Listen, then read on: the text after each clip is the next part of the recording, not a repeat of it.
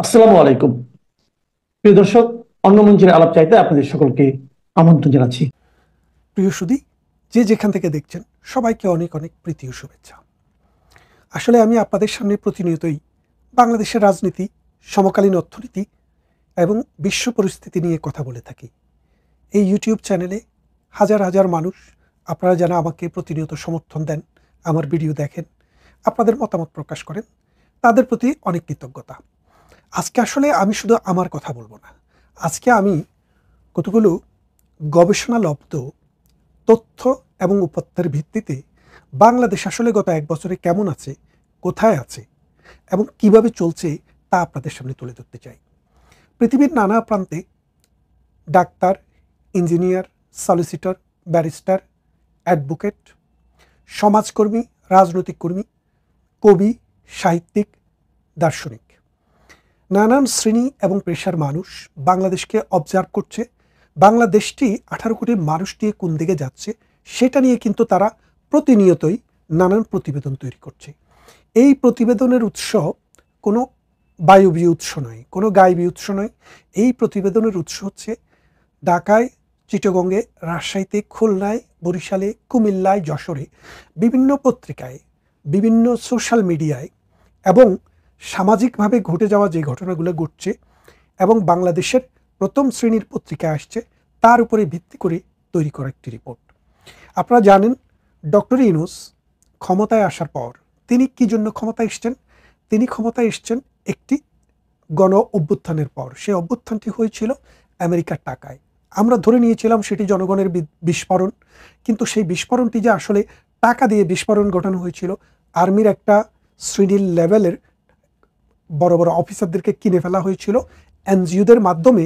American দূতাবাস যে টাকা দিয়েছে সেই টাকা দিয়ে একটি আন্দোলন বাংলাদেশে তৈরি করা হয়েছিল। সেই আন্দোলনের পরে মানুষের আকাঙ্ক্ষা ছিল মূলত তিনটি: এক হলো সুশাসন, দুই হলো গণতান্ত্রিকভাবে যে সুষ্ঠু যেন একটা নির্বাচন হয়, আর 3 নম্বর হলো বাংলাদেশের অর্থনৈতিক এমন একটা জায়গায় যায় যেন সাধারণ মানুষ খেয়ে পরে বাঁচতে পারে। আর সর্বোপরি যে বিষয়টি সব কিছু মিলিয়ে সেটি হলো রুল অফ ল, অর্থাৎ আইনের শাসন যদি থাকে তাহলে গণতন্ত্রও থাকে, তাহলে মানে মানুষের যে উন্নত জীবন সেই আশাটাও থাকে, সেটা যে গণতন্ত্র সেটাও থাকে, সুশাসন সেটাও থাকে। তো এখন এই রুল অফ ল এর অবস্থা কীরকম, গণতন্ত্রের অবস্থা কীরকম, অর্থনীতির অবস্থা কীরকম, সেই বিষয়টা নিয়ে আমি এখন আপনাদেরকে আলোচনা করব। প্রথম আমি যে বইটি দেখাবো, এই বইটি এই যে দেখেন, আপনারা দেখতে পাচ্ছেন বইটি। এই বইটি যারা করেছে তারা হলেন global centre for democratic governance. এটি কানাডা ভিত্তিক একটি প্রতিষ্ঠান তৈরি করেছেন, যেখানে বাংলাদেশের সাবেক সংসদ সদস্য ডাক্তার হাবিবে মিল্লাত এটার সাথে কোঅর্ডিনেশন করেছেন। বইটির নাম হচ্ছে broken trust, rising range, Bangladesh completes A year of mob rule and violence in the shadow of power. বইটি দেখেন। এই বইটিকে আপনারা যদি কেউ GCDG অর্থাৎ গ্লোবাল সেন্টার ফর ডেমোক্রেটিক গভর্নেন্সে যান, তাহলে সেখান থেকেও ডাউনলোড করতে পারবেন। এই বইটির একটি বিশেষত্ব হচ্ছে, আমরা যেসব তথ্য দিয়েছি এর তথ্যের পাশে এরকম একটি বারকোড দেওয়া আছে। এই বারকোডটি যখন আপনি স্ক্যান করবেন তখন আপনি অনলাইনে ভেরিফাই করতে পারবেন এই খবরটি কারা দিয়েছে, কোন পত্রিকায় এসছে, ঘটনাটি কোথায় ঘটেছে। অর্থাৎ এখানে বায়বীয় কোনো ব্যাপার নেই। আপনি চাইলেই আপনি এই তথ্যগুলা জাস্টিফাই করে আপনি তথ্য বিশ্লেষণ করে আপনি দেখতে পারবেন। সেখানে আমরা এই বইটিতে দেখিয়েছি জুলাই 2024 সালের আগস্ট থেকে 2025 সালের জুলাই, এই এক বছরে বাংলাদেশে মব কিলিং হয়েছে 637 জন। এই যে দেখেন, 637 পিপল মব কিলিংয়ের শিকার। এই মব কিলিংয়ে কিন্তু আওয়ামী লীগের লোক শুধু মারা যায়নি, শুধু বিএনপি, জামাত বা জাতীয় পার্টির লোক মারা যায়নি। রাস্তায় কাউকে আপনি ধরলেন, ধরে আপনি মব দিয়ে হত্যা করলেন। প্রথম মবের শিকার হয়েছিল ঢাকা বিশ্ববিদ্যালয়ের ওই ছাত্রটি, ঢাকা বিশ্ববিদ্যালয়ে যাকে ভাত ডাল খাইয়ে তাকে হত্যা করা হয়েছিল, আপনারা দেখেছিলেন সেই সংঘবদ্ধ মব। তার মানে আপনারা একটা সুশাসন পাইতে চেয়েছিলেন, আপনারা রুল অফ ল চেয়েছিলেন, গণতন্ত্র চেয়েছিলেন, রাষ্ট্রকে আইনের শাসন প্রতিষ্ঠা করে সামনের দিকে নিয়ে যেতে চেয়েছিলেন। কিন্তু কি চাইলেন আর কি পেলেন? 650 মানুষকে রাস্তায় পিটিয়ে হত্যা করেছে। কারা করেছে? এনসিপি, বিএনপি, জামাত এবং ডক্টর ইউনূস গং। বেশিরভাগের সাথেই কোনো না কোনোভাবে এনসিপি এবং বিএনপির সম্পৃক্ততা খুবই ক্লিয়ার। যারা মেরেছে, কেন মেরেছে, কিভাবে মেরেছে, কোথায় মেরেছে আপনারা দেখতে পাবেন। এক, এই বইটি আমি সূচনা করলাম এই বইটি দিয়ে। দ্বিতীয় আরেকটি বই আপনাদেরকে দেখাই। এই বইটির নাম হচ্ছে the burning of shrines, Bangladesh a spiritual and cultural soul under attack. অর্থাৎ এই সেম সংগঠন global centre for democratic governance, তারা এটি প্রকাশ করেছে সেপ্টেম্বর 2025-এ, এই কদিন আগে, এই গত মাসে।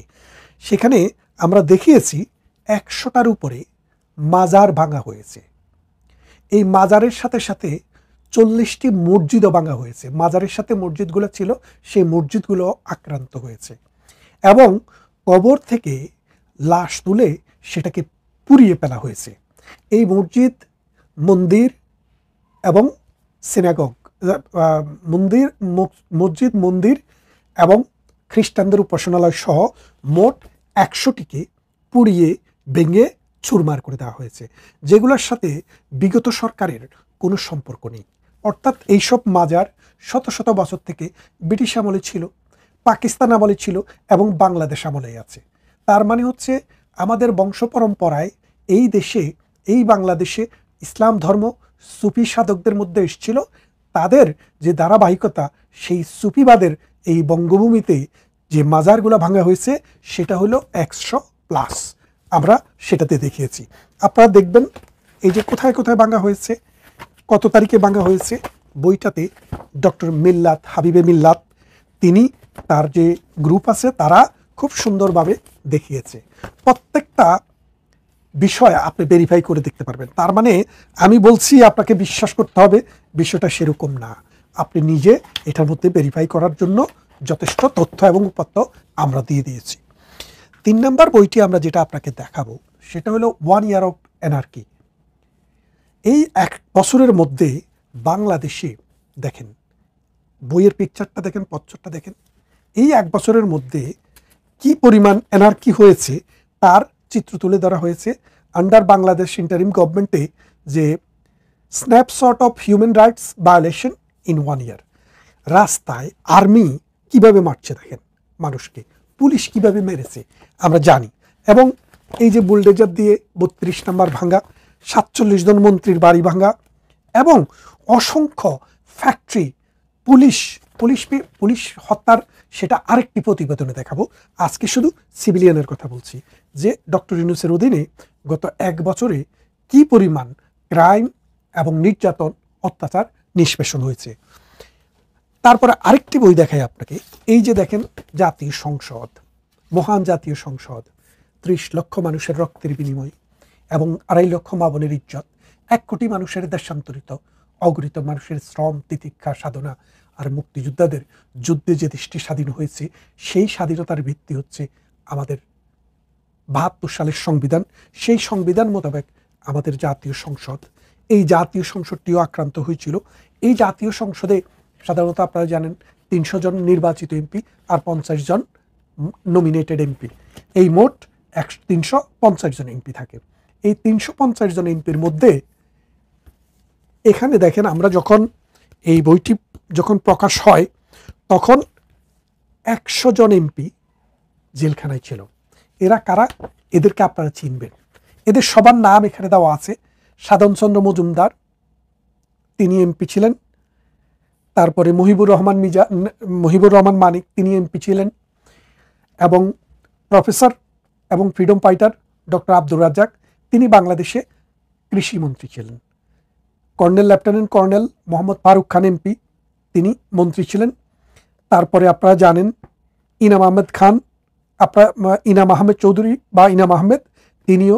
তারপরে মুক্তিযোদ্ধা কামাল মজুমদার, আর বিখ্যাত জনগণের প্রিয় ব্যারিস্টার সাইদুল হক সুমন। তারপরে এখানে আছে যিনি রিসেন্ট ফরেন এক সময় মন্ত্রী ছিলেন, ইঞ্জিনিয়ার মোশাররফ হোসেন, আছেন সংসদের আব্দুস শহীদ, তারপরে আছেন ওবায়দুল মুক্তাদির, আছেন আমির হোসেন আমু, আছেন ধীরেন্দ্র দেবনাথ শম্ভু, আছেন আইনমন্ত্রী কামরুল ইসলাম, তাদের মধ্যে আছেন minister law and justice parliamentary affairs, তার নাম হলো শাহজাহান ওমর। তো আমি কয়েকজনের নাম বললাম, এইভাবে আরো অনেকেই, তার মানে 120 জন পার্লামেন্ট মেম্বার বিনা বিচারে কোনো সাজ ছাড়া মিথ্যা মামলায়, খুনের মামলা দিয়ে গণহারে গ্রেপ্তার করে রেখেছে।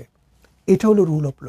তারা কোনো জামিন পাচ্ছে না, জামিন চাইতে পারছে না। আওয়ামী লীগ সরকার 17 বছর যে সরকারই ছিল, বিএনপির অনেক নেতাই গ্রেপ্তার হয়েছে, এটা নতুন কোনো কাহিনী না। এমপি মন্ত্রী গ্রেপ্তার হয়েছে, তারা জামিন পেয়েছে এবং জামিন ভোগ করছে। তারপরে আসেন preliminary report on brutality murdered leaders of activist of Awami League. Awami লীগের অ্যাক্টিভিস্ট মানে আওয়ামী লীগের কর্মীকে রাস্তায় আওয়ামী লীগ নির্বাচনী ইশতেহারে যারা হত্যা প্রতিশ্রুতি করেছে দিয়ে ক্ষমতায় তাদের এসে সংখ্যা যুদ্ধাপরাধের আমরা বিচারের এই জন্য জুলাই পর্যন্ত আন্তর্জাতিক 213 অপরাধ ট্রাইব্যুনাল জন, গঠন মানে শুধু করেছে যাদেরকে এবং অত্যন্ত নির্বিচারে পিটিয়ে সতর্কতার হত্যা সঙ্গে করেছে চিহ্নিত আওয়ামী লীগ বলে, যুদ্ধাপরাধীদের তাদের বিচার সংখ্যা 213 কার্যকর জন। করেছিল। এদের প্রত্যেকের আর নাম, অবৈধ ইউনিট ঠিকানা, সরকার কবে কোথায় অবৈধভাবে কারা ক্ষমতা মেরেছে দখল তারা করে কিন্তু আমরা এখানে দিয়ে দিয়েছি। আন্তর্জাতিক তার অপরাধ মানে তো আপনারা ট্রাইব্যুনালকে বুঝতে পারছেন, ব্যবহার করছে আপনারা তাদের ওখানে জাত গেলে শত্রু আপনারা শেখ দেখতে হাসিনা পাবেন এবং একটা আওয়ামী ছেলে, লীগ তার নেতৃত্বের বাচ্চা বিরুদ্ধে হয়েছে, ফাঁসির বউ রায় হসপিটালে দিয়ে ওষুধ আনতে যুদ্ধাপরাধের গেছে। শাস্তির শিবিরের বদলা ছেলেরা নিতে রাজশাহীতে এখন তারা এই তাকেও ট্রাইব্যুনাল থেকে রাস্তায় কিভাবে সেনাবাহিনীর দিকে হাত নির্মমভাবে বাড়িয়েছে। হত্যা করেছে অন্তত আপনারা 4 সবাই দফা দেখেছেন। আইন সেই পাল্টে ছেলেটির এখন সহ আইনটিকে আমরা এমন এখানে অবস্থায় নিয়ে যাওয়া হয়েছে যে 213 এখানে জনের অভিযোগ মানেই হিসাব ফাঁসি দিয়েছি। নিশ্চিত। দেখেন, আসুন এই এই যেমন ইচ্ছে গ্লোবাল আইন সেন্টার বদলের ফর বিষয়টি ডেমোক্রেটিক পরিষ্কার করা। গভর্নেন্সের ওয়েবসাইটে গেলে আপনারা দেখতে পাবেন। যদি কোনো একটা তথ্য মিথ্যা থাকে আপনারা সেটা ওখানে ইমেল করে জানাতে পারবেন, আপনাদের জন্য সেটিও দিলাম। তারপরে আসেন ডেথ উইদাউট ট্রায়াল। বাংলাদেশে যাদেরকে ট্রায়াল না করেই হত্যা করা হয়েছে তাদের এখানে একটা রিপোর্ট আমরা দিয়েছি। যাদেরকে মনে করেন ধরা হয়েছে জেলখানার ভিতরে এবং এই নানানভাবে পুলিশ দিয়ে হত্যা করা হয়েছে, যেমন নুরুল মজিদ হুমায়ুন রিসেন্টলি মারা গেলেন। এই জেলখানার ভিতরে নানানভাবে যাদেরকে হত্যা করা হয়েছে তাদের সংখ্যা 64 এখানে, অর্থাৎ যাদেরকে ধরে নিচ্ছে, কোনো ট্রায়াল করেনি, নানানভাবে তাদেরকে হত্যা করা হয়েছে। তারপরে আসেন ক্রাইম এগেনস্ট হিউম্যানিটি। এই যে এই ছবিটা দেখলেই বুঝতে পারবেন, এই ছবিতে কোথায় কোথায় আওয়ামী লীগের বিশেষ গোষ্ঠী, শুধু আওয়ামী লীগ হলেই তাদেরকে ঘরবাড়ি পোড়ানো হবে, তাদেরকে হত্যা করা হবে, তাদের বাড়িঘর নিলামে নেওয়া হবে, লুট করা হবে, লুটতরাজ করা হবে। এইরকমভাবে যাদেরকে করা হয়েছে তাদেরকে নিয়েও বিশেষ করে সিরাজগঞ্জে পুলিশ হত্যার বিষয়টিও এখানে এসছে।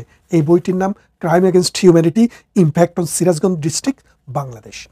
তো এই যে বইগুলো আমি আপনাদেরকে দেখালাম, এই বইগুলো দিয়ে আমি যে জিনিসটি বোঝাতে চেয়েছি যে ইতিহাস শুধু বইয়ের পাতায় থাকবে না, ইতিহাস সামনের দিকে আরও যাবে। এই যে ব্রুটালিটি, এই যে হত্যা, এই যে গুম, এই যে নির্যাতন, বিএনপি জামাত অনেক বলেছে যে আমাদের অমুক নেতা তমুক নেতা হত্যা হয়েছে, গুম হয়েছে। আপনি 2টা বই দেখান যেখানে 17 বছরে 200 জন মানুষের গুমের খবর দিতে পারবেন। হ্যাঁ, 2-4 জনের গুম হয়েছে, সেটা আমরা বিশ্বাস করি। অন্যায় ন্যায় যাই হোক সেটার বিচার হওয়া দরকার, সেটার বিচার হোক, আমরা এতে কোনো আপত্তি নেই। কিন্তু আমরা যেভাবে বই করে নাম দিয়ে ধাম দিয়ে সব কিছু দিয়ে আপনাদের সামনে তুলে ধরেছি, দেখি বিএনপি আমাদেরকে তার 200 নেতার নাম দেখ যাদেরকে 17 বছরে হত্যা করা হয়েছে, এখনো কিন্তু 17 মাস হয় নাই। এই 17 মাসে যা হয়েছে আওয়ামী লীগ সরকার 17 বছরেও তার 40 ভাগের 1 ভাগ করেনি। কেন করেনি, কেন করতে পারেনি? কারণ বাংলাদেশে একটা জুডিশিয়াল সিস্টেম ছিল, আর্মি ছিল, বিডিআর ছিল, পুলিশ ছিল, বাংলাদেশে একটা গণতান্ত্রিক অবয়ব ছিল, একটা জনগণের বান্ধব একটা সরকার ছিল, অসাম্প্রদায়িক চেতনার একটি সরকার ছিল। কিন্তু আজকে সেটি নেই। আজকে যা আছে সেটা হচ্ছে তারা ভাগযোগ করে বাংলাদেশটাকে খেতে এসছে, বাংলাদেশের স্বার্থ বিদেশির হাতে তুলে দিতে এসছে, বাংলাদেশকে একটি সাম্প্রদায়িক দেশ হিসেবে প্রতিষ্ঠা করতে এসছে। যেই শক্তিকে 1971 সালে আমরা পরাজিত করেছি, সেই শক্তিকে আবার বাংলাদেশে রিসেট বাটন সেট করে বাংলাদেশের ক্ষমতায় বসানোর জন্য এসছে। আমরা এর তীব্র নিন্দা জানাই এবং আপনাদেরকে এই মানবতা বিরোধী এই সব অপরাধের যে ফিরিস্তি দিলাম, আমরা এটার জন্য বাংলাদেশের প্রচলিত আইনে তাদের বিচারের কাঠগড়ায় আজ কাল না হয় পরশু দাঁড় করাবো। গণতান্ত্রিক প্ল্যাটফর্মের মানুষ হিসেবে এটা বাংলাদেশের মানুষের প্রতি আমাদের প্রতিশ্রুতি এবং আমাদের প্রতিজ্ঞা। ভালো থাকবেন, কথা হবে অন্য কোনো ভিডিওতে, অন্য কোনো দিন।